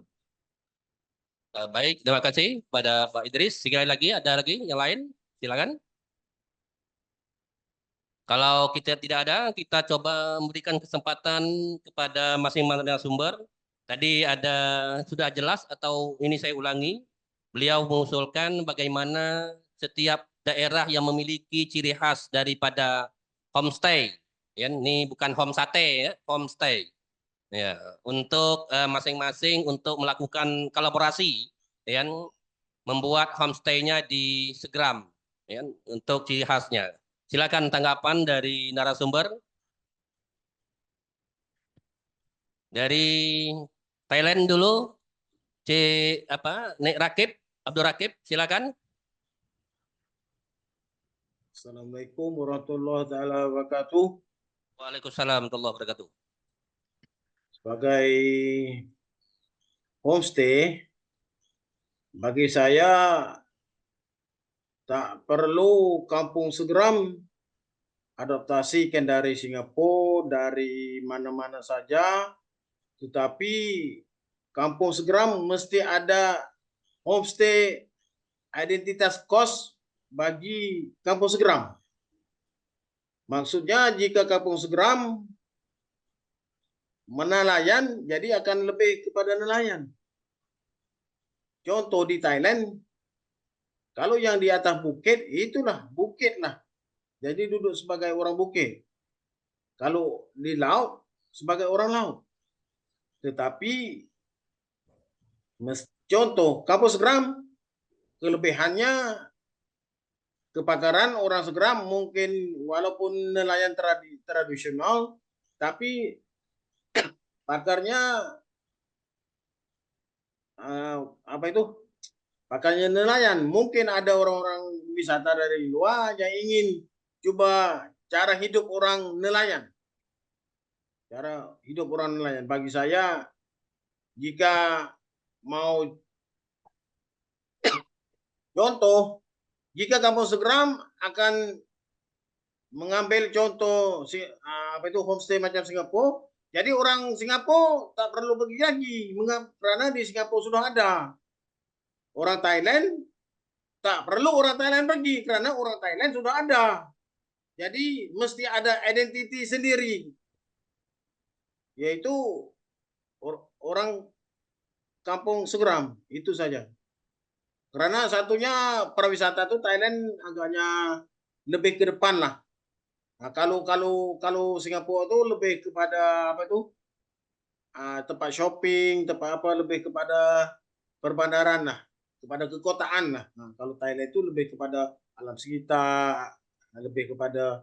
Nah, jadi ini Kampung Segeram mesti bentuk mungkin satu community untuk kaji bagaimana Kampung Segeram yang jadi dibimbing oleh ataupun badan yang jadi tulang punggung adalah Stai Natuna. Itu aja. Terima kasih. Baik, terima kasih kepada yaitu Nik Abdul Rakib. Ya, beliau mengatakan bahwa lebih baik kan segera mempunyai identiti sendiri, ya, kan? Ya, yang dimiliki oleh budaya lokal. Ya. Ya, kan? Ya, gimana? Baik, silakan yang dari narasumber yang lain, silakan. Nah, ya ada jawab. Izin bicara. Dari Prof. Haji Awang, Asbul, ada pendapat? Silakan.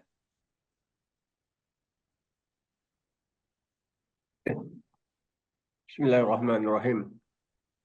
Baik, jadi kita di Brunei, saya kurang pastilah dalam program koperasi ini. Tapi kita di Brunei memang kita ada sebuah badan di bawah ke bawah Duli Yang Maha Mulia yang dikenali sebagai Yayasan Sultan Haji Hasanal Bolkiah, yang memang ia punya peranan untuk membantu orang-orang berkeperluan. Misalnya orang-orang miskin. Kadang-kadang seminar pun dia bagi bantuan juga. Bahkan di luar negeri, saya masih ingat apabila tsunami berlaku di Aceh memang diberikannya bantuan. Tapi kalau dalam hal Kampung Segram ini saya tak pastilah. Kerana kalau kita untuk memohon kepada badan ini perlukan ada proposal cadangan-cadangan yang begitu detail lah, alasan-alasan kenapa kita memerlukan benda itu. Itu saja komen saya dari saya. Baik, terima kasih Prof. Ya, ada yang lain lagi silakan. Kira-kira kalau ada pendapat disilakan. Pak, mungkin saya sedikit. Ya, silakan Tuan Ya. Dr. Rani Saya Azhar Ibrahim. tertarik juga tadi persoalannya adalah persoalan mengembangkan tourism lah ya. Homestay itu sebahagian dari tourism.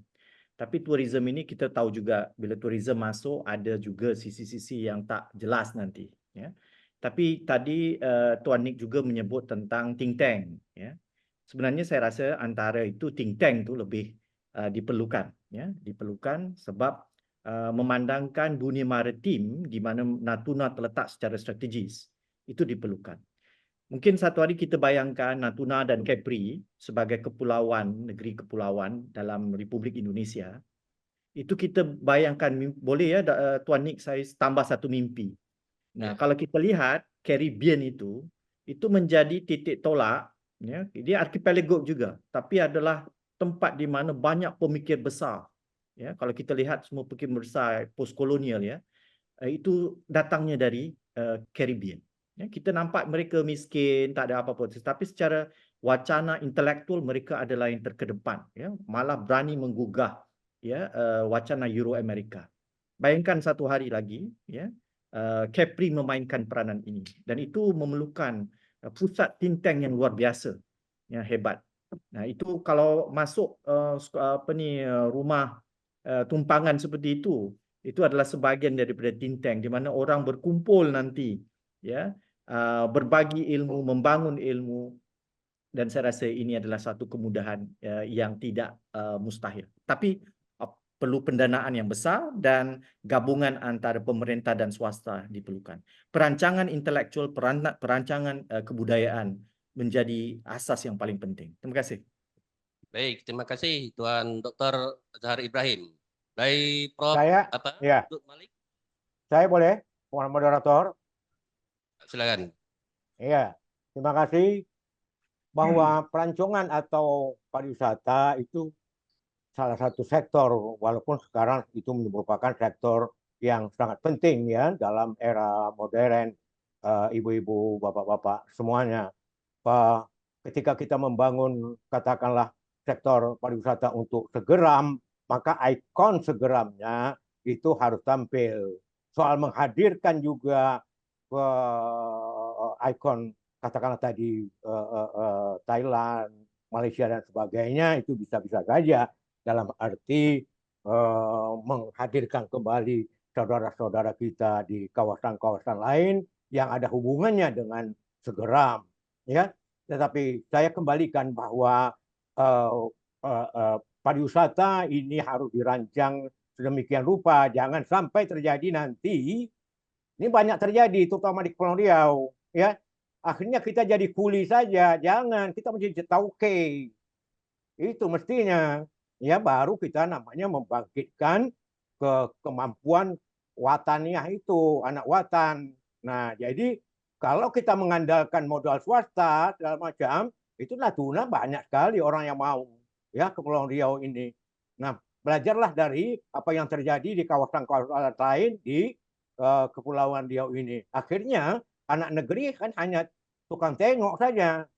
Itulah sebabnya kata saya tadi, kepemimpinan itu yang paling utama. Kepemimpinan yang mana? Kepemimpinan Natuna itu sendiri. Berani bercakap dong. Nah, itu. Jadi tak perlu pakai bahasa Kepulauan Riau lagi, pakai dong maunya. Biar orang Jakarta dengar gitu loh.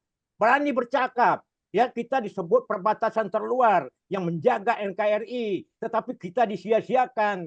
Nah, itu tak bisa seperti itu. Jadi saya sangat tertarik tadi kata Dr. Nick Rakib tadi, bahwa ada orang Natuna berkata bahwa setelah dengar China mau mengambil Natuna, barulah Jakarta sekarang sibuk-sibuk mau memperhatikan Natuna. Padahal Natuna itu ya untuk mengembangkan dirinya tidak perlu mengharapkan dari tempat lain. Memang apa yang dimiliki oleh Natuna itu adalah hak mereka, adalah hak Natuna. Ya, yang didapatkan dari migas yang terbesar, kata saya tadi, di Asia Pasifik, laut yang hasil laut terbesar di Indonesia, tuan-tuan dan puan-puan, bagi yang tidak tahu akan itu. Ya, nah, dan bayangkan bahwa di dunia hasil laut itu Indonesia nomor 2 sesudah China. Padahal kalau itu diolah sedemikian rupa, itu tak mungkin kita kalah dari China, karena China hanya 30% lautnya. Ya, kita adalah 70% lautnya, sedangkan Kepulauan Riau sendiri 96% lautnya. Jadi mana pemikirannya? Nah, karena itu tadi kepemimpinan tidak sampai kepada tingkat yang seperti ini. Mereka hanya menganggap kita hanya daerah 3T, 3T, 3T yang dilakukannya sebagai lagu dondang sayang gaya lama itu. Itu tak bisa. Jadi pariwisata oke, ya. Nah, itu salah satu sektor, tetapi mestilah anak watan, apalagi tadi kalau segeram. Mesti anak watan yang jadi pemimpinnya itu. Kalau kita lepaskan kepada swasta, nanti akhirnya baiknya ya kita hanya tukang perhatikan saja. Jadi kuli lah sepanjang masa. Ya, itu paling hina bagi orang Melayu. Dari dulu mana mau orang kita itu jadi, terutama orang Kepulauan Riau ini jadi kuli. Biar jadi nelayan kecil tapi tidak jadi kuli. Saya kira mungkin kalau saya berlebihan wajar saja, karena saya memang orang Kepulauan Riau, mengerti akan hal ini, Ibu Bapak. Ya, tak terlalu netral seperti teman-teman yang lain. Dan saya tahu persis bagaimana potensi Natuna itu. Ya, dari segi ekonomi, ya, dari segi politik, nah pertahanan keamanan, nah sampai kepada persoalan budaya. Apa gunanya nenek moyang kita dulu, datuk-datuk kaya dulu, kita menanamkan nilai-nilai hebat ini kepada kita, kalau kita tak bisa membangkitkan kembali. Jangan hitung jumlahnya secara kuantitas saja. Itu yang perlu kita perjuangkan bersama. Dan untuk itu saya siap bersama Stai Natuna, seburuk-buruknya pemikiran saya ke depan, Pak Umar dan kawan-kawan. Saya kira itu, ya, wabillahi taufiq wal hidayah. Assalamualaikum warahmatullahi wabarakatuh. Waalaikumsalam warahmatullahi wabarakatuh. Baik, karena memang terbatas waktu, ya. Baik, ya silakan. Satu di Thailand. Jadi saya nampak chatting dari entah siapa mengatakan pemerintah kabupaten mesti kerjasama dengan penduduk setempat. Bagi di Thailand, kita bukan begitu. Penduduk setempat mesti kukuh, mesti perkasa dulu, barulah dipeduli oleh pemerintah kabupaten. Jika kita masih lemah, kabupaten tak peduli. Jadi, contoh, Kampung Segeram mesti merupakan koperasi dulu. Koperasi penduduk Kampung Segeram. Dengan dibimbing oleh seperti think tank, seperti Dr. Azhar kata tadi. Apabila kukuh, barulah pemerintah daerah akan peduli, akan lihat bagaimana kita.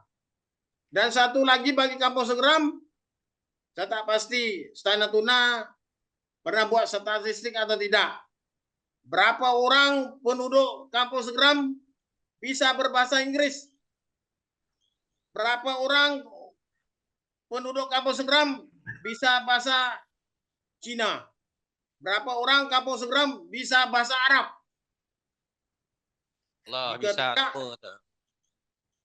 Jika tidak, kita mesti fokuskan itu dulu. Kualitas pendidikan dan kukuhkan ekonomi kita. Barulah pemerintah peduli. Begitu juga seperti kata, apabila Tiongkok klaim, barulah Jakarta lihat. Gini juga, penduduk setempat mesti kukuh dulu. Barulah pemerintah kabupaten lihat bagaimana penduduk itu. Contoh di Thailand, jika pekebun, katalah sayur-sayuran, kalau dia masih hidup segan mati segan, pihak pemerintah tak lihat. Apabila dia subur, dia bisa jual pasaran, barulah pemerintah lihat bisa tak kami letak papan tanda kebun ini dibantu oleh pemerintah, ambil baja, ambil apa. Gitu. Terima kasih. Oke, baik. Ya. Baik. Ya. Cukup kan? Tuan. Izin bicara. Oke. Ya, cukup. Moderator. Baik.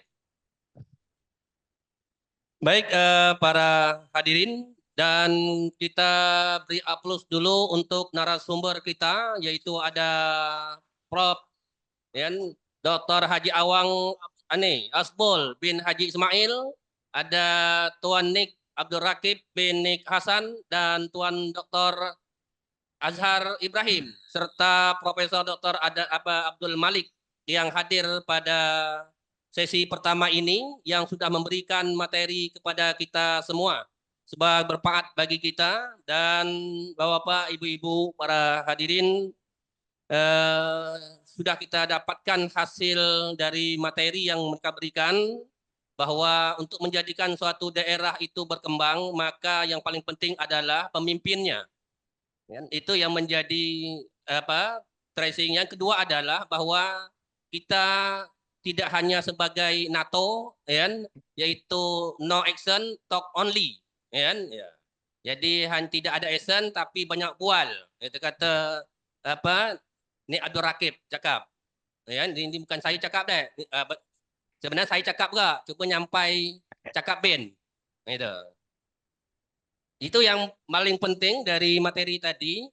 Yang ketiga adalah bahwa sebenarnya culture Melayu itu seharusnya lebih baik daerahnya disebabkan oleh culture Melayu, karena culture Melayu itu atau kultural Melayu itu berasal dari ajaran Islam.